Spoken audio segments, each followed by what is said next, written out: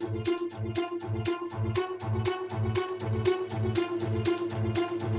the Mapleview Animal Hospital studios, this is the WHTC Morning News with Gary Stevens and Peg McNichol on 99.7, 1450 WHTC and WHTC.com.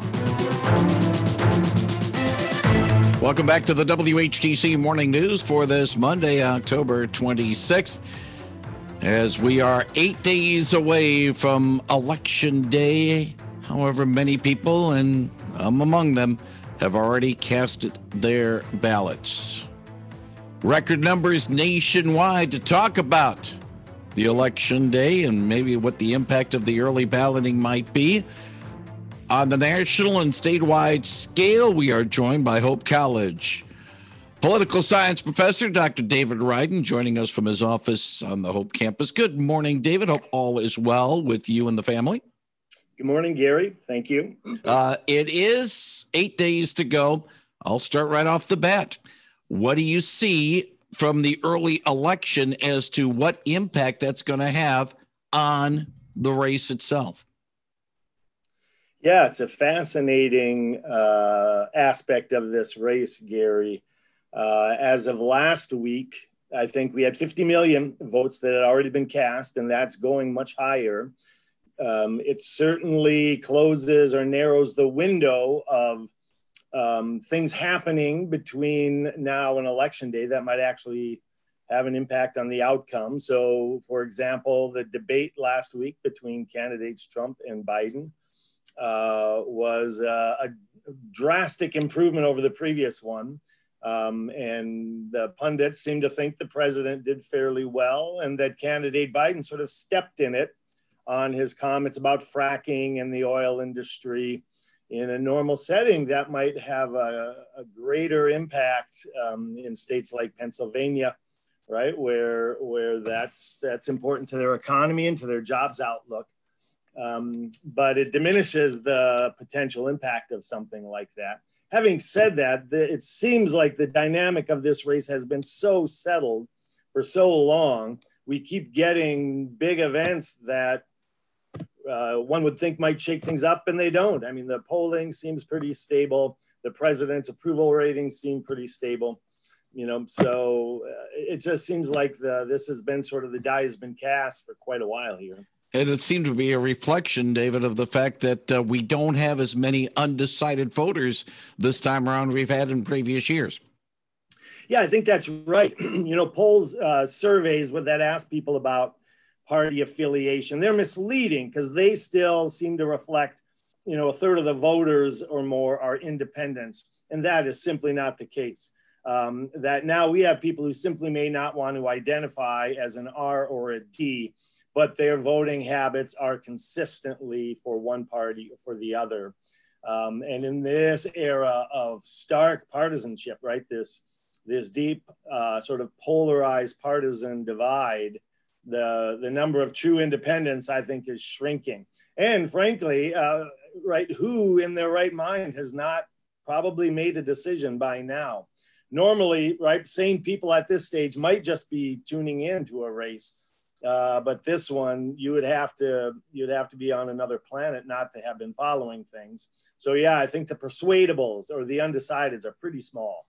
Will this translate down the ticket in Michigan, the John James, Gary Peters race, or does it really matter at all? Because Peters is the more established name, and people will see James as either who's he or he's already lost once a couple of years ago, and they might remember his campaign against Debbie Stabenow. Yeah, this could cut any number of ways. It's a fascinating race, and it's difficult to really kind of get a clear picture of it. James is competitive, quite competitive, and depending on the polls, within striking distance. And one, he was ahead by a point. That one typically has come out kind of more sort of pro-Republican candidates, but he's competitive. And so, right, how is Donald Trump doing in Michigan? If the polls are to be believed, he's fading a bit in Michigan. Is that going to be a drag on John James, right? How much is he wedded to the president's campaign? That's not clear. I think he has to outperform President Trump in Michigan if he's going to have a chance. Unlike many other Senate races, James is well funded. He's raised a lot of money, and he's keeping up with Peters in that regard. Peters is a recognized name to an extent. He's no Debbie Stabenow, right? This is his first go around as an incumbent seeking re-election. Polls have shown he's somewhat, not of an unknown, but just doesn't have the name recognition, for example, that Stabenow did 2 years ago. The other thing is it could be conceivably, this might be the rare race where there's some ticket splitting. So this might break up that hard partisanship I had talked about. I mean, there might be people who look at both parties and don't like either option. They're exhausted with President Trump. And so they actually split their tickets. If that happens, yeah, maybe James gets a little boost. So there are a lot of moving parts here that make this an interesting one to watch. And it's clearly a big one for the Republicans. I think if the Republicans, for them to have any prayer of holding on to the majority in the Senate, James has to win. Otherwise, I think that it's a pretty sure deal that the Dems will have a Senate majority after the election.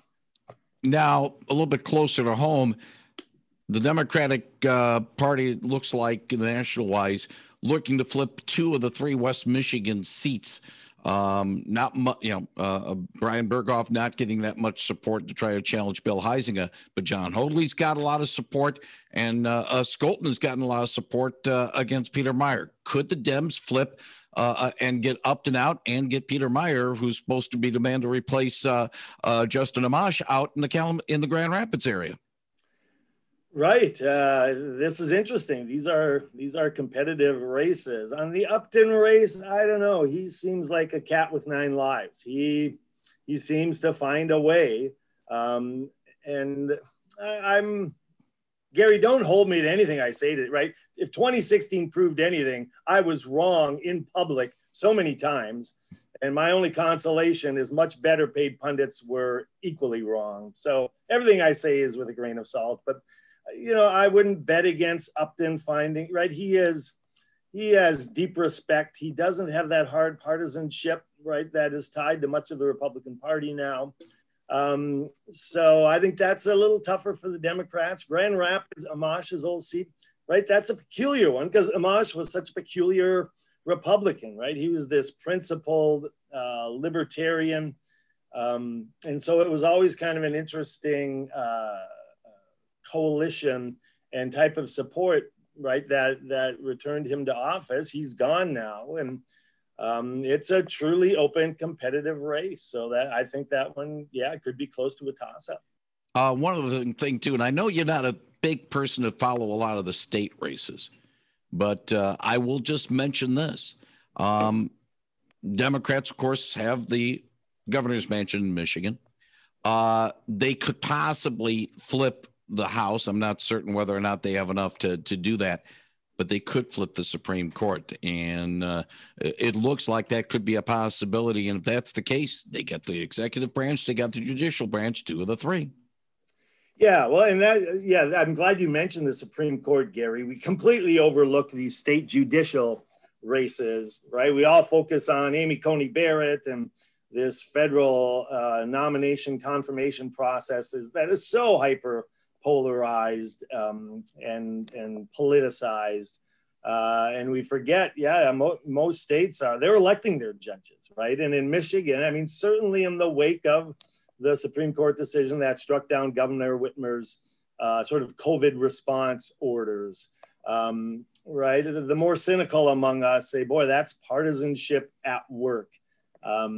And I wouldn't go that far, except to say, right, kind of Republican supported versus Democratic supported judges see things differently. Fundamentally, they see things differently, are operating, right, from different kind of values frames. And so, normally, right, the Michigan State Supreme Court isn't sort of high on our high profile or really front and center on our radar. And this could change that. And given right? What is up in the air and the third surge on COVID, right? This is no inconsequential thing. It's a big deal. One final thing, Dr. David Ryden. A lot of people voted early. In Michigan, the laws changed to make it easier for people to vote absentee, to vote early on. Do you get a sense that 2020 will be an outlier, an anomaly, and that when you get to 2022 and 2024, the novelty would have worn off from let's go and make sure we have our votes and vote early and get the ballots and stuff like that? It's like, this is a novelty to me, at least. I don't know whether or not you see it that way or not. You know, Gary, I'm totally old fashioned. I love the idea of a civic exercise where we go stand in line with fellow citizens, and we know they're wearing red or they're wearing blue, but there's that kind of one. This is Mr. Smith goes to Washington kind of sentimentality on my part.